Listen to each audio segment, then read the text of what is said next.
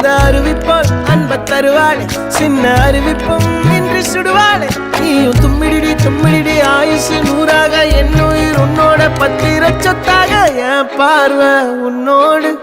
உன் பொம்மை கண்ணோடு பேசாமல் விண்ணோடு நாம் மிதந்து போவோம் காதாரா அடியாளோ நான் தாங்க